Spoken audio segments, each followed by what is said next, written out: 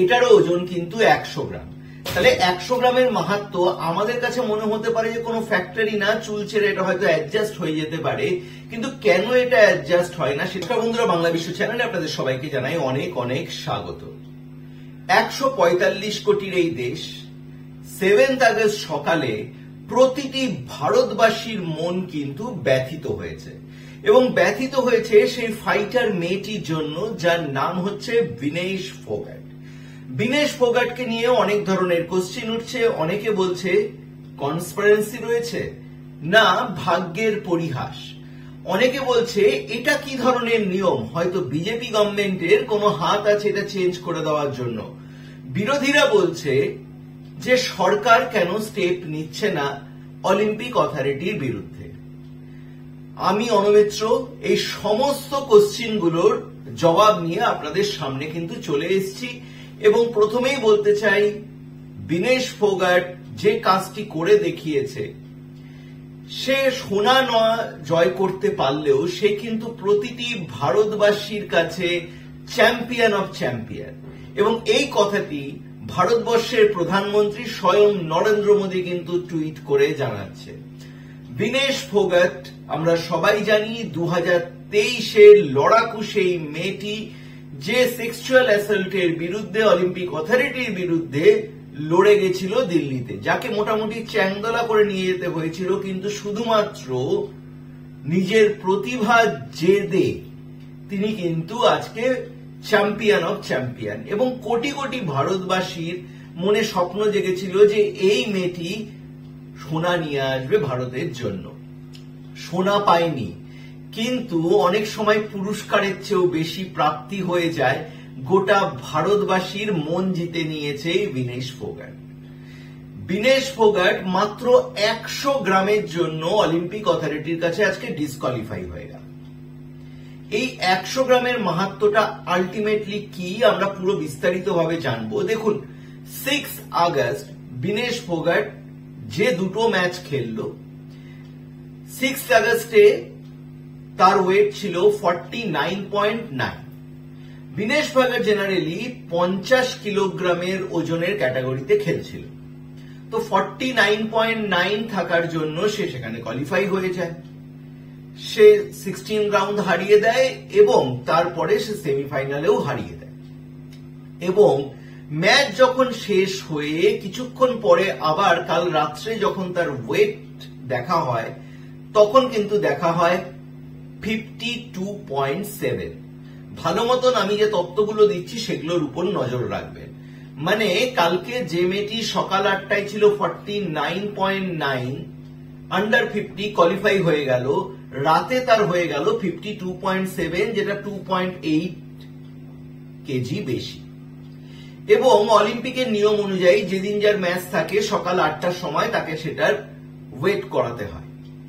আজকে সকাল 8টার সময় ওয়েট করাতে দেখা গেল 50.1, মানে 100 গ্রাম বেশি।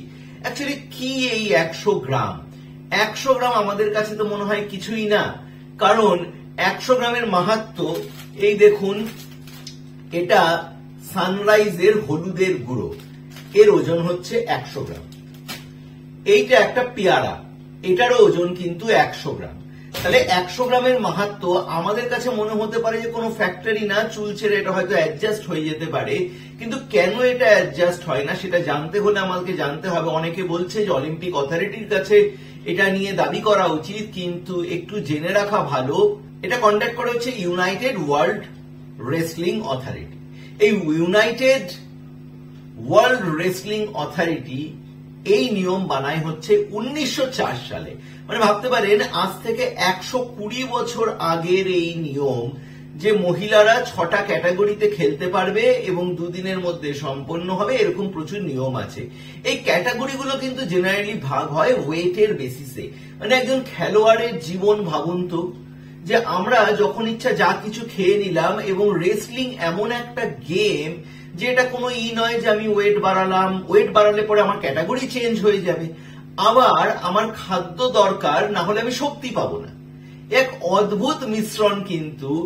তো এখানে যেটা মেনটেন করা হয় যে সম ওজনের দুটো মানুষ লড়বে, এবং বিনেশ ফোগাটের যদি দেখা যায়, তিনি কিন্তু এর আগে পর্যন্ত খেলতো 53 কেজি ক্যাটাগরিতে। এই বছর সে 50 কেজিতে ফিরে এসেছিল। একটা কিন্তু পরিশ্রম ছিলই সেটার মধ্যে মেনটেন করা, কারণ ইন জেনারেল তার ওজন থাকে কিন্তু 55 থেকে 56 এর মধ্যে। এবার এই যে বিশাল পরিশ্রম, তাহলে কাল থেকে আজ পর্যন্ত কি এমন হয়ে গেল? সকাল 8টার সময় এই ওয়েট গুলো করার জন্য 15 থেকে 30 মিনিট মতন সময় দেওয়া হয় ইন্ডিভিজুয়াল রেসলারদের, এবং তাদের পুরো অথরিটি থাকে, ভিডিও রেকর্ডিং হয়, সবকিছু দেওয়ার পরই তারা ওয়েটটা দেখে তুমি তারপরে কোয়ালিফাই হয়। রাত্রে যখন দেখে তার ওজন 52.7 হয়ে গেছে, সেই সময় থেকে কিন্তু তার লড়াই একটা শুরু হয়। যে চিফ মেডিকেল অফিসার রয়েছে ইন্ডিয়ান অলিম্পিক অথরিটি, তিনি বলেন তার ইভেন চুলও কেটে দেওয়া হয়েছিল, এবং সে রাত্রে থেকে পরিশ্রম করা শুরু করে, এবং সেই পরিশ্রমের ফলস্বরূপ যখন তিনি ডিসকোয়ালিফাই হলেন তার কিছুক্ষণের মধ্যে কিন্তু তাকে হসপিটালাইজড করতে হলো, তার কারণ গোটা বডি কিন্তু তার ডিহাইড্রেট হয়ে গেছে। কেন এই ডিহাইড্রেশন? কারণ যেহেতু সেই ওয়েটটা মেনটেন করতে হয়, এরা কি করে, বডি ওয়াটারটাকে ঘাম রূপে এক্সারসাইজ করে করে বের করে। এবার রাত্রে থেকে চলছে তার কেসার, রাত্রি গেল সকাল গেল, কোনোভাবে যখন ওয়েট কমছে না, একটা সময় দেখা যায় 51 পর্যন্ত, 51.7 পর্যন্ত চলে আসে। তারপরে তিনি শুরু করেন স্কিপিং। যারা সামনে দেখেছে তারা বলছে যে একটা সময় তার শরীর দিয়ে ঘাম শুকিয়ে যায়, আর কোনো ঘাম বেরোচ্ছিল না। কতটা প্যাথেটিক হতে পারে? এবং সেই সময় তিনি দাবি করেন যে আমি তাহলে যদি মাথা ন্যাড়া করে নিই তাহলে কি কোয়ালিফাই হতে পারবো? তখন বিশেষজ্ঞরা বলে যে না বোন, তুমি মাথা যদি নাড়িয়েও নাও তাহলে পরেও সেটা কখনোই 100 গ্রাম আসছিল না, তোমার পুরো চুলের ওজন 30 থেকে 40 গ্রামের মধ্যে হচ্ছে। জামা কাপড় সেইভাবে শর্ট করে দেওয়া হয়। সবকিছু করার পরেও, দীর্ঘ পরিশ্রমের পরেও তিনি কিন্তু ভেঙে পড়েন। এরকম প্রচুর আমরা ভিডিও দেখেছি। এবং খালি তিনি নয়, তার সাথে যে পুরো টিম গেছিল সবাই কিন্তু এটাই বলছে যে কেউ যদি পরিবারে মারা যায়, যেরকম ভাবে মন ভাঙা হয়ে যায়, ঠিক সেরকম অবস্থায় চলে গেছিল সবাই। আমরা সবাই জানি এবছর অলিম্পিকের কর্মকর্তা হিসাবে পিটি ঊষা সেখানে রয়েছেন, এবং সেও কিন্তু কিছু বলেছেন, সেটা আমরা একবার শুনে। Vinesh disqualification is very shocking, and I met Vinesh at the Olympic Village Polyclinic a short while ago and assured her complete support of the Indian Olympic Association, Government of India and the whole country. We are providing Vinesh all medical and emotional support.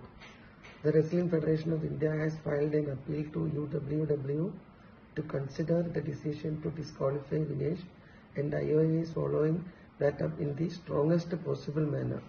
I am aware of the relentless effort made by Vinesh medical team led by Dr. Dingshaw Patiwala and the Chief Dimission Gagan Naran through the night to ensure that she would meet the competition requirements. এরকম struggle ভরা একটি জীবন, যে যেখানে প্রতি মুহূর্তে তাকে maintain করতে হচ্ছে। মানে যদি আমি বেশি খাই তাহলে পরে আমার ওজন বেড়ে যাবে, আবার আমাকে লড়ার জন্য খাদ্য ছাড়া কি করে হতে পারে, কারণ আমি তো সেই শক্তি পাবো না অপোনেন্টকে হারানোর জন্য, কারণ রেসলিংটা তো শক্তির গেম, বুদ্ধির গেম। যে একজন অপোনেন্টকে আমি যে হোল্ড করে রাখবো তার জন্য আমার বডিতে সেই শক্তিটা চাই, কিন্তু সেই শক্তি আসবে কি করে? খাদ্য দিয়ে, ফ্লুইড দিয়ে, লিকুইড ডায়েট দিয়ে, বা যে ধরনের ডায়েটিশিয়ানরা ডায়েট করে দেয়, কিন্তু সেই ডায়েট নিলে পরে তো আবার মুশকিল। সেইভাবে তারা মেনটেন করে চলছিল। অবশ্য বিনেশ ফগটের মতন প্লেয়ারদের সাথে পুরো টিম, নিউট্রিশনাল, ডায়েটিশিয়ান এবং ওনার অনেকে কোচ সম্বন্ধে বলছে, কিন্তু তাদেরকে জানিয়ে রাখি বিনেশ ফগটের কোচ কিন্তু তার নিজস্ব পার্সোনাল কোচ 2018 সাল থেকেই তিনি রয়েছেন, দীর্ঘ 6 বছর ধরে।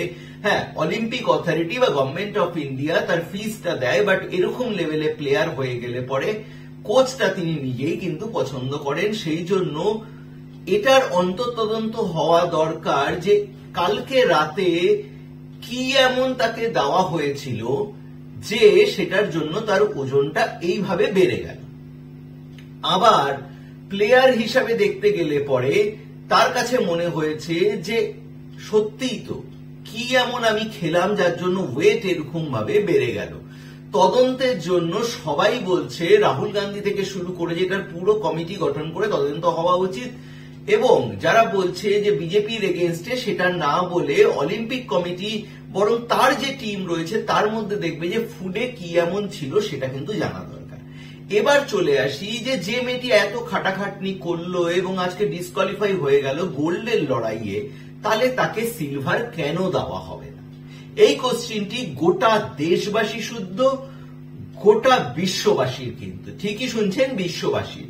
কারণ এই দাবি নিয়ে যখন ভারত সরকার এবং ইন্ডিয়ান অলিম্পিক অথরিটি ইউডব্লিউডব্লিউর কাছে পৌঁছায়, তারা বলে যে না, এটা হতে পারে না, ওয়ান্স ডিসকোয়ালিফাই মানে গোটা গেম থেকে ডিসকোয়ালিফাই।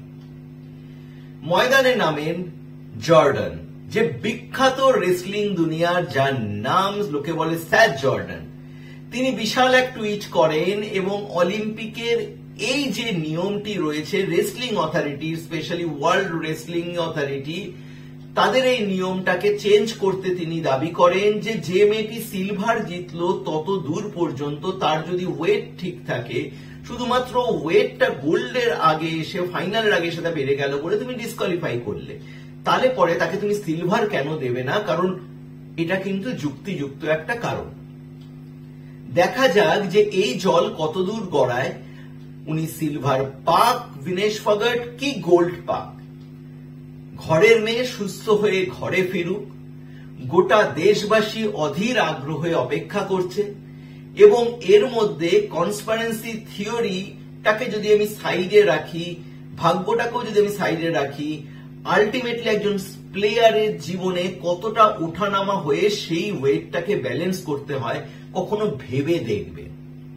হ্যাঁ, এই নিয়ে তদন্ত হওয়া উচিত। বারবারই বলছি যে তার সাথে যে লোকগুলো জড়িত ছিল তারা তাকে তাহলে কি এমন ফুড দিল যার জন্য ওজন বেড়ে গেল। কিন্তু এটাও সত্যি কথা, এই লেভেলের প্লেয়ার সংযতভাবেই খাদ্য গ্রহণ করে। তাহলে কি ছিল, হঠাৎ করে এরকম হয়ে গেল? আর যেটা বলছে যে 100 গ্রামের হেরফের, সেটা তো কিছু হয়নি। সেখানে আমি কিছুটা বলবো যে ভাগ্যও কিন্তু রয়েছে, যে এত চেষ্টা করছে, লাস্টে নামিয়েই নিয়েছিল। অতিরিক্ত স্কিপিং করার পরে সে ডিহাইড্রেট হয়ে পড়ে, কারণ রাত থেকেই তার চলছে অ্যাকচুয়ালি, লাস্টে আর জল বেরোচ্ছিল না, সে ভেঙে পড়ে এবং তারপরে তাকে হসপিটালাইজড করে সেখানে স্যালাইন দিয়ে, এবং তারপরেও যে আমরা ছবি পাচ্ছি রিয়াল ফাইটারের, যে তিনি হাসছেন আগামী দিনের অপেক্ষায়। ভিনেশ ফগাটের এই ঘটনা দেখিয়ে দিল রেসলারের জীবন কতটা ওঠানামার মধ্যে দিয়ে যায়। আমরা খালি খেলাটা দেখি, কিন্তু তার বিহাইন্ডে ওয়েট নিয়ে কতটা কিছু হতে পারে আজকে গোটা বিশ্ববাসীকে কিন্তু নাড়িয়ে দিল। সুস্থ থাকুক ভিনেশ ফগাট, এবং আগামী দিনে সে এরকম প্রচুর সোনা জিতে আসুক। আগামী দিনে অবশ্যই আমাদের সবার চোখ আছে নীরজ চোপড়ার দিকে। ভালো থাকবেন, সুস্থ থাকবেন। জয় হিন্দ, বন্দে মাতরম।